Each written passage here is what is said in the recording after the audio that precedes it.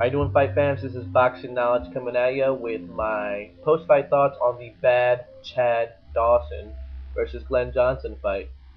I do not believe I did a prediction video on this fight. I didn't have the time. Nevertheless, here are my post-fight thoughts. The fight was pretty much like the first fight, except Chad Dawson dominated a lot more. He made the necessary adjustments. He did not forget everything he learned from his previous fight with Glen Johnson, and just dominated the whole fight. He cruised to unanimous decision victory. Um, there were a few times where he could have elected to trade punches with Glen Johnson and make it a slightly more exciting, but he was very intelligent and chose to box instead. Um, he's a masterful technician, and he pretty much dominated Glen Johnson in my opinion. So having said all that, I think that it's going to be an exciting fight coming up for him. He's going to fight the winner of Adrian Dinaku versus Jean Pascal. Okay. I'm not going to make a prediction video on that fight, but I will say that I believe that Jean Pascal will win this fight again, because it's a rematch. I have no idea for the life of me why they're doing a rematch. But nevertheless, they're going to fight again. I believe Jean Pascal is going to come out victorious again. And Jean Pascal eventually is going to meet Chad Dawson, because Chad Dawson is currently the WBC light heavyweight interim titleist.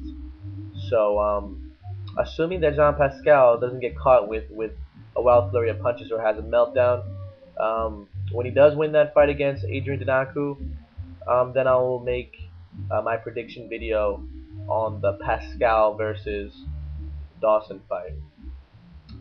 Alright.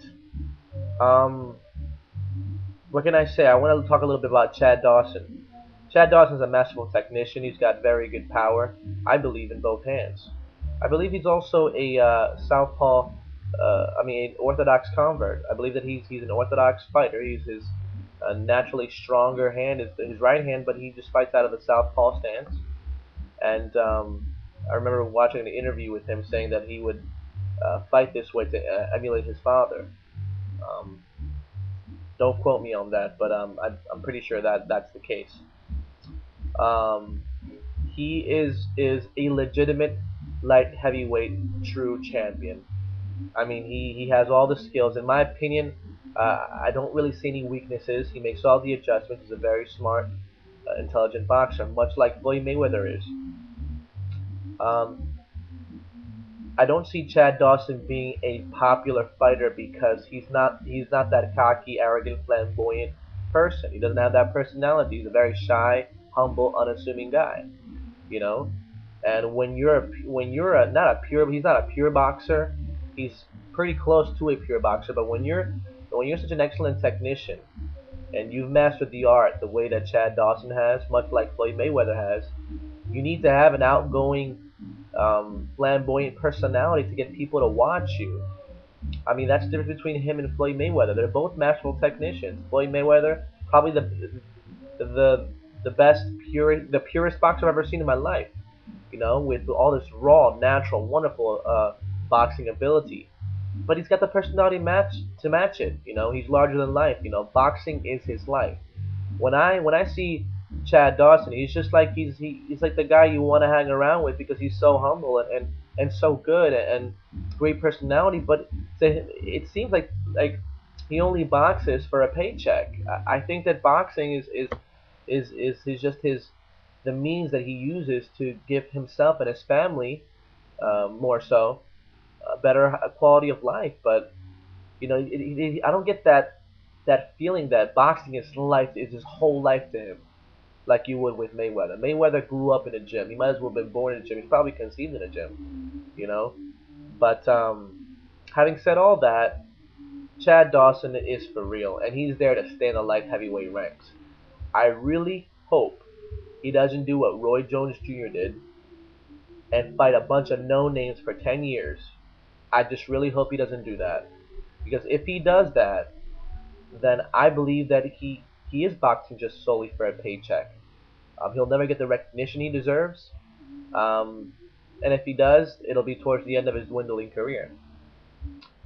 All right, I want to stop talking about that, and I just want to say that I read an article a few weeks ago that was written by Dan Rayfield of ESPN Boxing, just hinting at the very unlikely possibility that Chad Dawson could actually enter the Showtime super middleweight Super 6 tournament.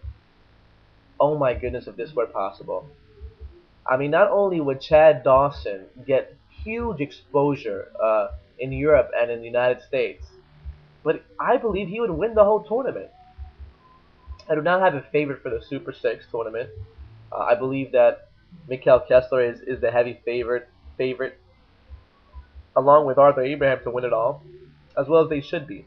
I personally picked Andre Ward against Mikhail Kessler. I mean, to win against Mikhail Kessler, but we'll see. Um, it's just a gut decision, an instinct decision that I'm making because I believe that Andre Ward's style will be good enough to beat Mikhail Kessler.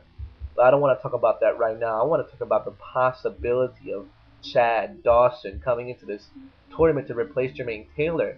I mean, this would be huge. I mean, it would be so wonderful for boxing, for the super middleweight division, and also, for Chad Dawson. He needs to get his name out there. He needs to fight quality. He would finally fight. He would finally fight the quality opponents that would make him a true force to be reckoned with in any division. He needs good names on his resume. Okay. Glen Johnson is great. He beat him twice. He also beat Thomas Adamek before he moved up to cruiserweight. That's great.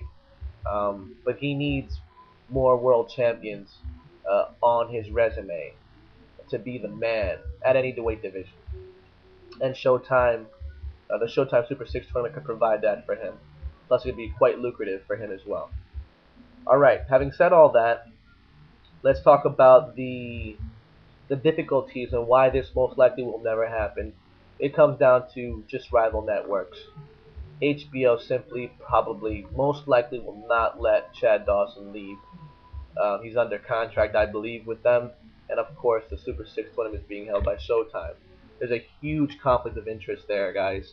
Um, it saddens me because there is still a slight possibility that HBO could work out a deal with Showtime, but I seriously doubt that'll happen.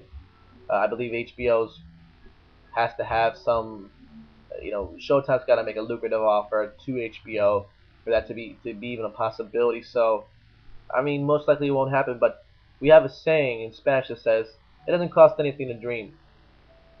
So, I mean, right now it's just a dream. It's just a fantasy of mine to see Chad Dawson in this tournament.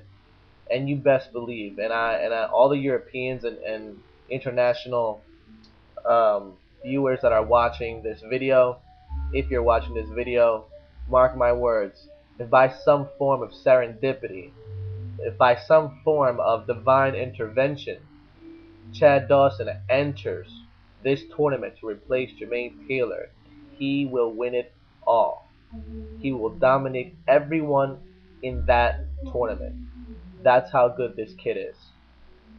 So, let me know what you think. Leave your comments and do not forget to subscribe. Later, guys.